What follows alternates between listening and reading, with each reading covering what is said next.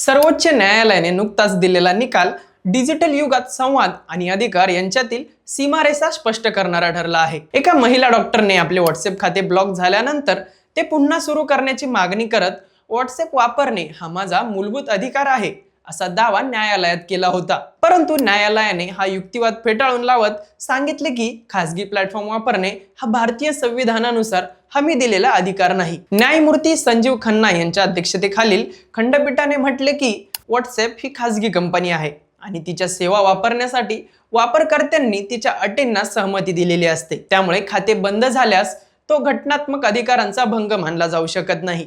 न्यायालयाने याचिकाकर्त्याला अरटई यासारख्या पर्यायी मेसेजिंग ॲप्सचा वापर करण्याचा सल्ला दिला। या निर्णयामुळे डिजिटल युगातील खासगी सेवेचा वापर आणि संविधानिक अधिकार यामधील फरक स्पष्ट झाला आहे। इंटरनेटवरील संवाद हा महत्त्वाचा असला तरी त्यासाठी निवडलेला प्लॅटफॉर्म हे खासगी नियंत्रणाखाली असतात आणि त्यामुळे त्यावर मूलभूत हक्क सांगता येत नाही, हे या निमित्ताने स्पष्ट झाले।